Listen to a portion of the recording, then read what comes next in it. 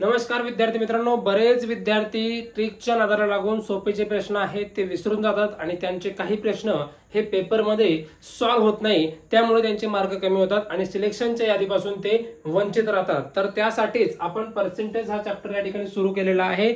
Second part आहे, महत्त्वाचा आहे। आपण या ठिकाणी फ्रॅक्शन कन्वर्ट करायचं हे तुम्हाला शिकवलेलं आहे आणि त्याचनुसार एक गणित आहे, अतिशय महत्त्वाचं गणित आहे विद्यार्थी मित्रांनो। तर या ठिकाणी गणित पहा काय आहे, तर एका गावाची लोकसंख्या 3 वर्षानंतर 26,620 आहे। एका गावाची लोकसंख्या 3 वर्षानंतर किती आहे, 26,620। त्यानंतर जर लोकसंख्या 10% वाढत असेल तर 3 वर्षा अगोदर त्या गावाची लोकसंख्या किती। 3 वर्षा अगोदरचं विचारलंय विद्यार्थी मित्रांनो, किती 3 वर्षा अगोदरचं। तर तुम्हाला या ठिकाणी फ्रॅक्शनचा वापर करायचा आहे। 10% किती टक्के, 10%। 10%ला आपण काय लिहितो, तुम्हाला सांगितलं होतं मागच्या व्हिडिओमध्ये, 10%ला आपण 1/10 लिहितो। तर तुम्हाला पहिल्या वर्षासाठी 1/10 म्हणजेच की या 10चा या ठिकाणी 11 होईल। पहिल्या वर्षी 10चा या ठिकाणी 11 होईल, दुसऱ्या वर्षी परत 10चा या ठिकाणी 11 होईल आणि तिसऱ्या वर्षी सुद्धा या ठिकाणी 10चा या ठिकाणी 11 होईल। तर या 11चा क्यूब किती होतो विद्यार्थी मित्रांनो, 1331। 1331 आणि हे टोटल किती आहे, तर 26,620। हे जर तुम्ही कॅल्क्युलेशन केलं तर तुम्हाला या ठिकाणी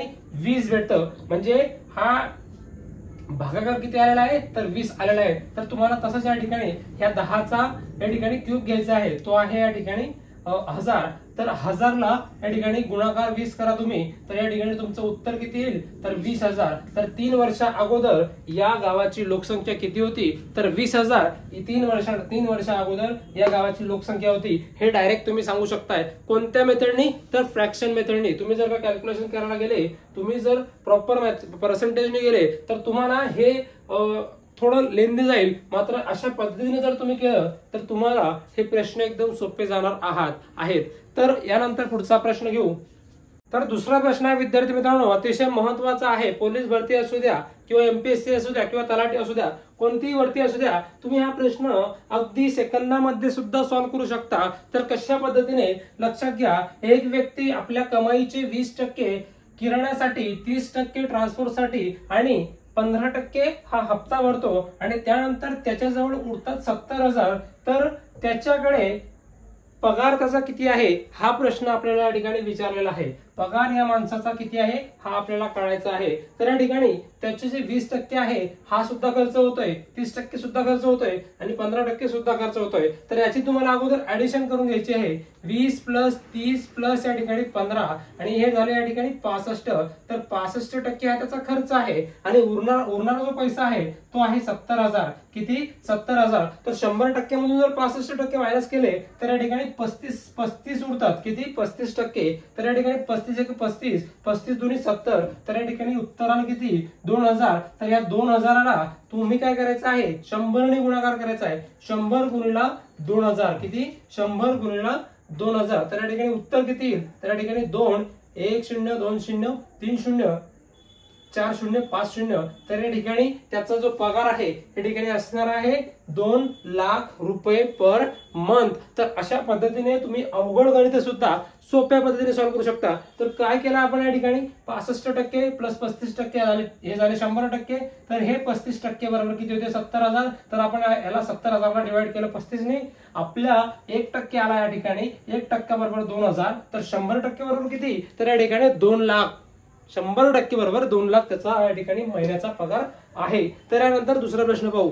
तर प्रश्न आहे, एक व्यक्ती ट्रान्सपोर्टसाठी 10%, किराण्यासाठी 15% आणि भाडं जो आहे तो 30% भरतो। त्यानंतर उरलेला जो पैसा आहे तो LIC आणि PPF पर्सनल प्रोव्हिजनल फंड यामध्ये 5-4 या रेशोमध्ये ठेवतो। तर PPE मध्ये त्यांनी जमा केलेले पैसे जे आहेत ते 2000 रुपये आहे। किती, 2000 रुपये आहेत। तर त्याची इन्कम किती, त्याची मंथली इन्कम किती, असा प्रश्न या ठिकाणी विचारलेला आहे। तर आपल्याला या ठिकाणी अगोदर 10% + 15% + या ठिकाणी 30% हे टोटल करायचे आहे। तर या ठिकाणी 55%, किती, 55%। राहिलेले टक्के किती, तर 45%। किती टक्के, 45%। आपला जो रेशो आहे तो कितीचा आहे, 5-4 चा रेशो आहे, 5-4 चा रेशो आहे।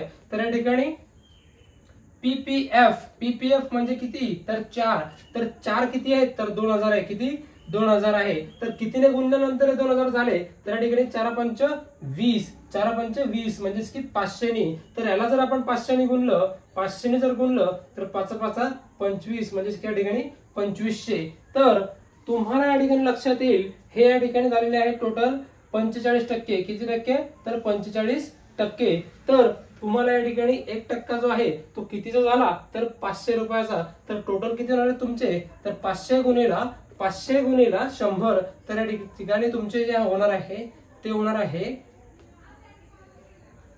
50,000 रुपये. किती 50,000 रुपये. तर तुमचा अशा पद्धतीचा हा हिशोब तुम्ही करू शकता. अतिशय सोप्या पद्धतीचं हे गणित आहे. परत तुम्हाला जर समजलं नसेल तर एकदा परत मी या ठिकाणी सांगतो. तर लक्षात घ्या तुम्हाला या ठिकाणी रिमेनिंग जे आहे ते 45% उरले. किती टक्के 45%. तर या ठिकाणी हे 2000 किती हे 2000 प्लस हे 2500 किती 2500 म्हणजेच की हे 5:4 हा रेशो होता. तर या ठिकाणी हे किती झाले टोटल तर या ठिकाणी झाले 4500. किती 4500. तर याला आपण 4 5 9 करू. किती 9. तर या ठिकाणी 5 9 45 म्हणजेच की 9 5 45. 500 1% म्हणजे किती झाले 500. तर 100% म्हणजे किती झाले 100% म्हणजे 100% म्हणजे 100 गुणिला 500, 100 गुणिला 500. तर या ठिकाणी 5 1 5 आणि 4 0 जसेच्या तसे 50,000 रुपये तो महिन्याला कमवतो. आणि त्यामधले 10% ट्रान्सपोर्ट, किराण्यासाठी 15, त्याच्यानंतर भाड्यासाठी 30% अशा पद्धतीने तो वापर करतो. LIC मध्ये पण ठेवतो, पीपीएफ मध्ये पण ठेवतो. तू कुठेही ठेव भाऊ, आम्हाला उत्तर काढायचं आहे, महत्वाचं उत्तर काढणं आहे. तर अशा पद्धतीने तुम्ही हे उत्तर काढू शकता. त्यानंतर अजून आपण अवघड गणित घेणार आहोत किंवा त्यापेक्षाही सोपं घेणार आहोत. सगळे गणित आपण या ठिकाणी घेणार आहोत. तर पुढचा प्रश्न पाहू. तर त्यानंतर हा प्रश्न बघा विद्यार्थी मित्रांनो, जर एका वर्तुळाची त्रिज्या 50% ने वाढते तर त्या वर्तुळाच्या क्षेत्रफळाची कितीने वाढ होईल. तर त्या वर्तुळाच्या क्षेत्रफळाची कितीने वाढ होईल म्हणजेच की या ठिकाणी हे वर्तुळ आहे आणि ही तिची त्रिज्या आहे. तर ही त्रिज्या 50% ने या ठिकाणी वाढली तर त्याच्या क्षेत्रफळात म्हणजेच की पाय r वर्ग मध्ये किती टक्क्यांनी वाढ होईल असा प्रश्न तुम्हाला या ठिकाणी विचारलेला आहे. तर तुम्हाला या ठिकाणी एक सक्सेसिव्ह केस आहे. काय सक्सेसिव्ह केस x अधिक y अधिक x गुणिला y अपॉन 100 असा हा फॉर्म्युला आहे. हा फॉर्म्युला तुम्हाला पाठ करून घ्यायचा आहे.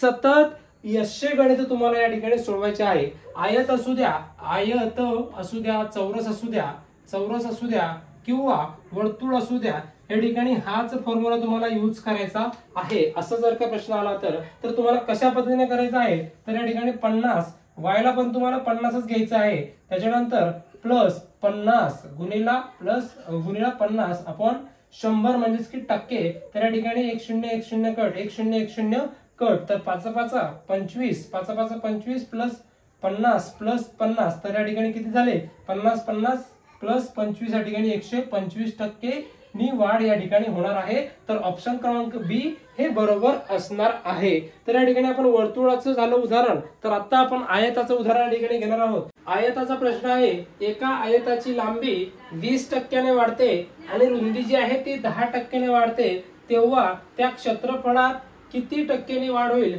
म्हणजेच की हा आयत आहे, या ठिकाणी या आयताची जी लांबी आहे ती 20% ने वाढते आणि रुंदी जी आहे ती 10% ने वाढते. तर याच्या क्षेत्रफळात म्हणजेच की L × B मध्ये काय फरक पडेल आणि किती टक्क्याने याचं क्षेत्रफळ जे आहे ते वाढणार आहे. तर तुम्हाला या ठिकाणी सुद्धा x + y + xy अपॉन 100 हा जो फॉर्म्युला आहे हा वापरायचा आहे. तर कशा पद्धतीने वापरायचा या ठिकाणी 20 अधिक 10 अधिक 20 गुणिला 10 अपॉन 100 यांचं कॅल्क्युलेशन नाही करायचं. तर तुम्हाला 1 0 1 0 1 0 1 0 कट करायचं आहे. तर या ठिकाणी 2 1 2 आणि या ठिकाणी 20 अधिक 10 या ठिकाणी 30 प्लस 2 या ठिकाणी 32% या वर्तुळाच्या आयताच्या क्षेत्रफळात वाढ होणार आहे. असाच प्रश्न जर तुम्हाला चौरसाचा आला तरी तुम्ही हाच या ठिकाणी जो फॉर्म्युला आहे तो वापरायचा आहे. x + y अधिक x + y + xy upon 100 x + y अधिक x × y अपॉन 100 हा फॉर्म्युला तुम्हाला या ठिकाणी वापरायचा आहे. लिहून दिलेला आहे, लक्षात घ्या. तर या ठिकाणी महत्वाचा प्रश्न आहे विद्यार्थी मित्रांनो, लक्षात घ्या. 3 संख्या आहेत, पहिली संख्या, दुसरी संख्या आणि तिसरी संख्या. या ठिकाणी पहिली, दुसरी आणि तिसरी आपण या ठिकाणी डायरेक्ट लिहून घेऊ. पहिली संख्या आणि दुसरी संख्या तिसरी संख्यापेक्षा 30% आणि 70% कमी आहे. म्हणजेच की तिसरी संख्या जी आहे ती 100% आहे. किती टक्के आहे? 100%. पहिली संख्या जी आहे ती 30% कमी आहे. म्हणजेच की या ठिकाणी किती आहे ती? तर या ठिकाणी 70% आहे. आणि दुसरी संख्या जी आहे ती 37% कमी आहे. म्हणजेच की किती? तर या ठिकाणी 63% आहे. किती टक्के? 63%. तर तुम्हाला प्रश्न काय विचारला आहे? तर दुसरी संख्या पहिली संख्यापेक्षा किती टक्क्यांनी लहान आहे? काय? दुसरी संख्या पहिली संख्यापेक्षा किती टक्क्याने लहान आहे? तर पहिली संख्या जी आहे ती खाली लिहायची आहे, कारण या ठिकाणी पेक्षा कुठं लिहिलं आहे? तर या ठिकाणी पहिल्या संख्येजवळ पेक्षा लिहिलं आहे. तर तुम्हाला या ठिकाणी 70% जी आहे ती खाली लिहायची आहे. आणि जी दुसरी संख्या आहे ती या ठिकाणी 63, तर गुणिले या ठिकाणी 100 करायचं आहे. तर 1 0 कट होईल आणि या ठिकाणी 7 9 63, तर 9 10 90. किती? 90%. किती?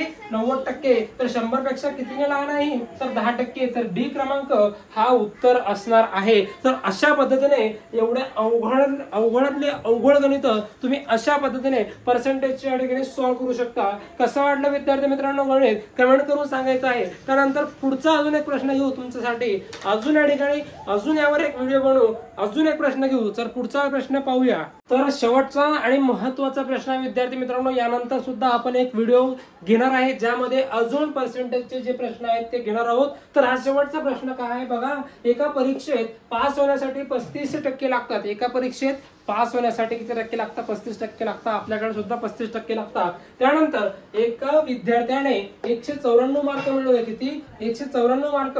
आणि तो 58 मार्कांनी काय झाला? नापास झाला, म्हणजेच की फेल झाला. तर 194 आणि 158 तुम्हाला कॅल्क्युलेट करायचं आहे. तर या ठिकाणी 8 आणि 4 12, हातचा आला या ठिकाणी 1, 9 आणि 5 या ठिकाणी 14 आणि 1 15, हातचा आला 1 या ठिकाणी 252 म्हणजेच की 35%. 252 म्हणजेच की 35%. आणि 1% म्हणजे काय असेल ते आपल्याला काढायचं आहे. तर या ठिकाणी 252 बरोबर 35%. तर 35 या ठिकाणी खाली घ्यायचे आहे आणि याचा जो गुणाकार आहे तो तुम्हाला करून घ्यायचा आहे. तर या ठिकाणी 7 1 7, 7 5 35, त्याच्यानंतर 7 3 21, यानंतर उरले या ठिकाणी 4, तर 7 6 42, 36/5, 36/5, तर 5 7 35, उरला या ठिकाणी 1 आणि 5 2 10, म्हणजेच की या ठिकाणी 7.2 म्हणजेच की 1%. 7.2 म्हणजेच की 1%. तर 100% बरोबर किती? तर 7.2 गुणिले 100. तर याचं उत्तर या ठिकाणी 720 मार्क.